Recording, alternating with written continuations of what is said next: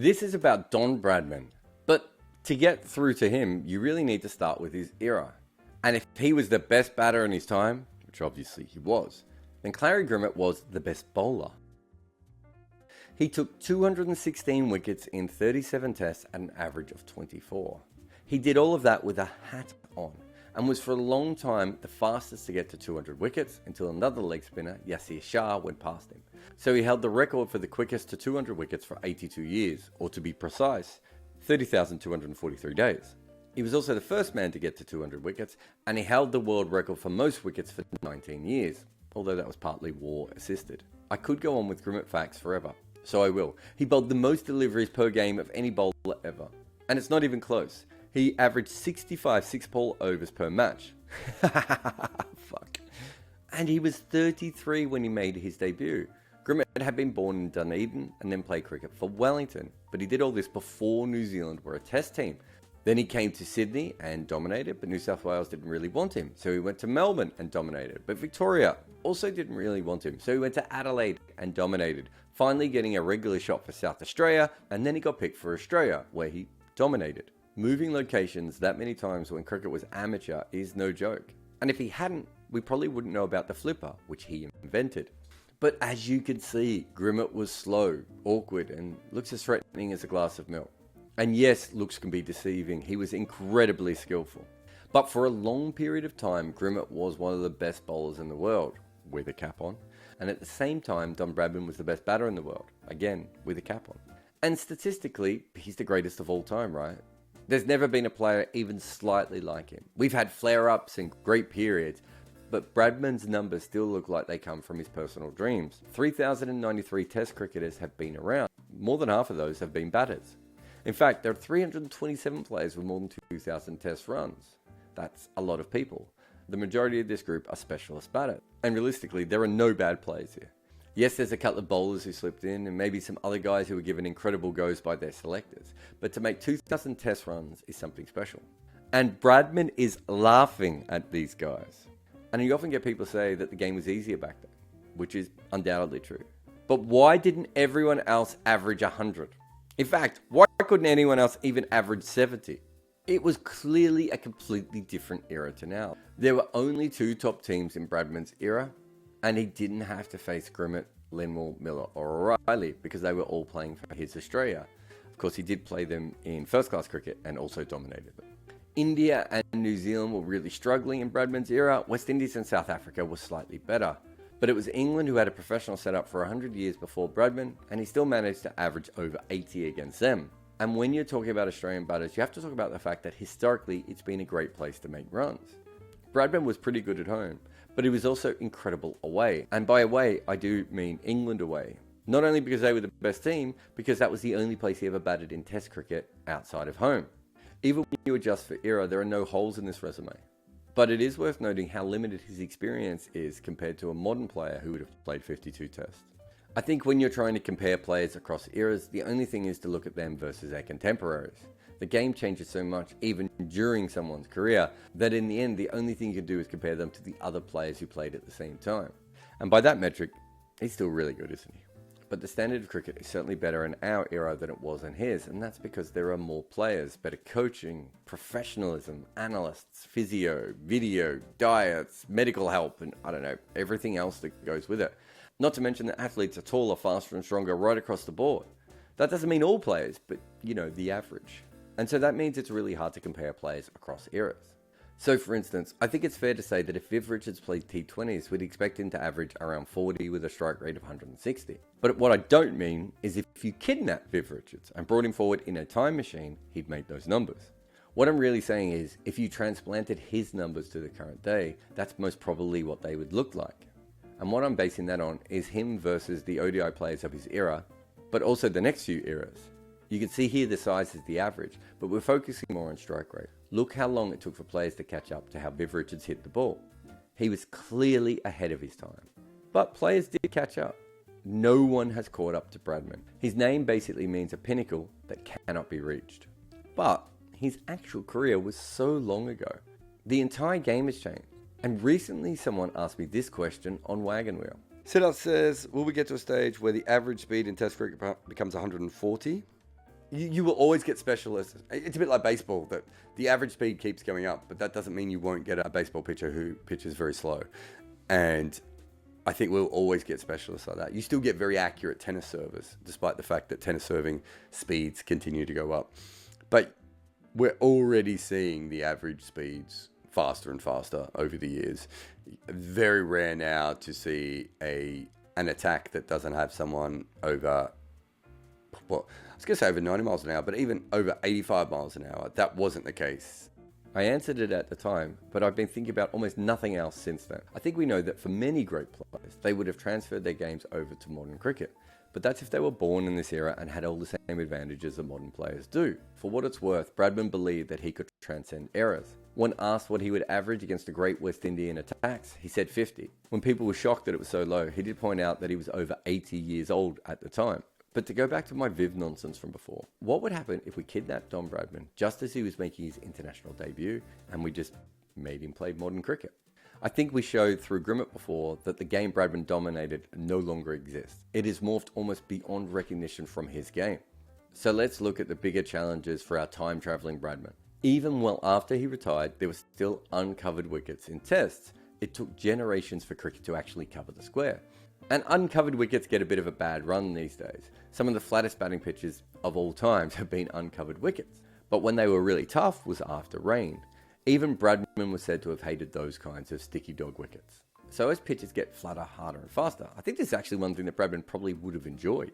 I know it's been 0 days since I last mentioned the wobble ball, but I think this is really interesting for Bradman because there was certainly more seam movement in his era than we see today, and he dominated that.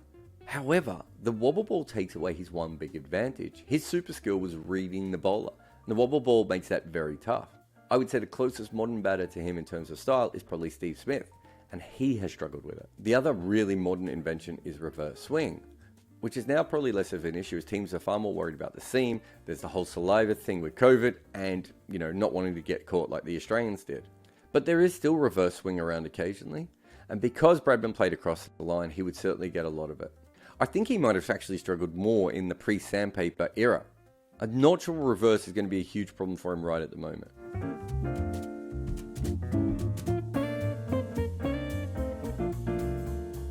But he did play across the line. And in his era, LBs were in favour of the batters in terms of umpires believing pretty much everything was sliding down leg. That's no longer the case, and I think that would actually bother him the way he played. There is something wrong in the cricket world, and while it may not be a conspiracy, there does seem to be a movement towards leaving more grass on the wicket, and thusly, the global batting average has dropped. If a similar thing has happened to you in your personal life, try Manscaped. Their Lawnmower 4.0 will help you trim any unwanted pubic grass. And once your downstairs track is taken care of, you can also use Manscaped's liquid formulations. So before heading outside, use the Crop Preserver Ball Deodorant to stay cool in the heat.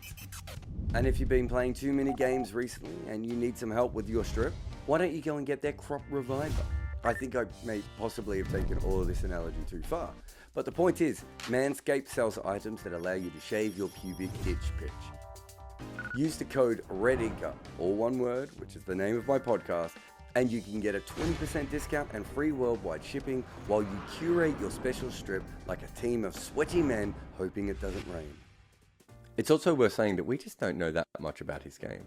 The most advanced things that we can look at as a moment is him versus each nation.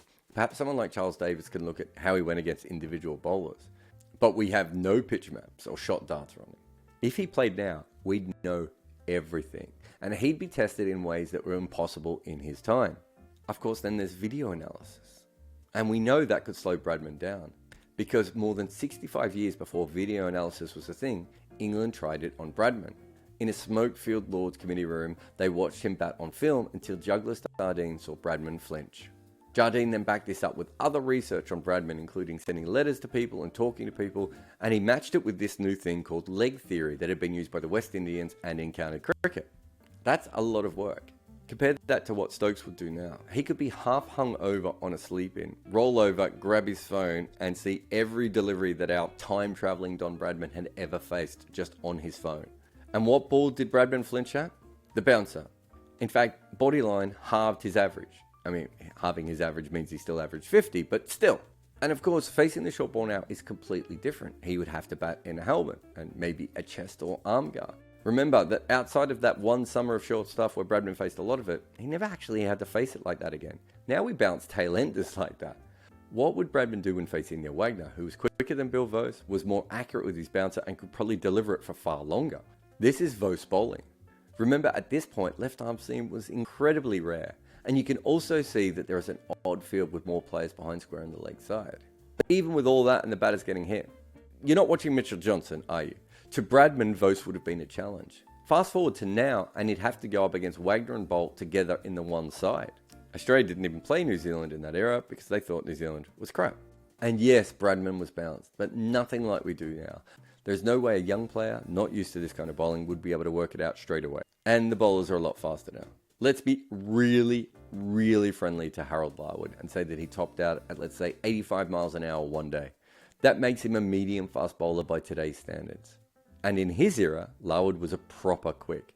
The vast majority of the seam bowlers that Bradman faced would be slower than what a fast bowler's slower ball would be now. The pace of modern bowlers is undeniable. And it's not just their speed. Quick bowlers are becoming more accurate as well. Pat Cummins was yards faster than Larwood, more accurate, more skillful, and taller. And perhaps that last bit is the most crucial. Seamers have become very tall. Bradman era bowlers were not. That's because of a law change where we went from the back foot to the front foot no ball. That changed us from a slingier swing style to a taller hit the seam method. Put it this way, Kyle Jamieson is a foot taller than Jarrod Larwood. Muhammad Irfan is more. Bowlers have been growing and growing. Joel Garner was seen as an absolute monster in his era. And off the top of my head, there's two Janssens, Kyle Jamieson, Muhammad Irfan, my last dying hope for Billy Stanley, and Scotland's Adrian Neal, all as the same height as Garner, or taller. The current four quicks for Australia are all comfortably over 6 foot tall. Larwood is a jockey compared to him. Now, I'm mentioning him a lot, and he was particularly small. His bowling partner Bill Vos was known as tall. According to David Frith's Bodyline autopsy, he was 6'3". The thing is, we wouldn't even call someone 6'3" a tall bowler anymore. So Bill Vos was tall for his era and is like normal for ours. Things have changed. Playing a back of a length ball from 6'3" is not like one at 6'8". We briefly talked about how Bradman averaged 102 in England earlier on, and that is absolutely remarkable. Of course, he averaged 0 in New Zealand, India, South Africa, and West Indies because he never played there. That simply can't happen anymore, right? Bradman would have to play in more locations, and while there are questions on how he would have handled many different conditions, the obvious one is Asia, where now over 30% of tests are played. I think if Bradman had played in Asia during his time, he would have been fine, as the cricketers weren't good enough to challenge him. But now, it's a whole new world. We know that traditionally Australians would prefer not to bat in Asia. Would Bradman be one of those? Though this is the one time that his skills on uncovered decks would have come in handy. I mean, the ball does rag on uncovered decks when there's a little bit of moisture there. And if you look at Steve Smith, he's played 18 tests in Asia. If Bradman wanted to keep an obscenely high average, he would have had to at least worked out Asia.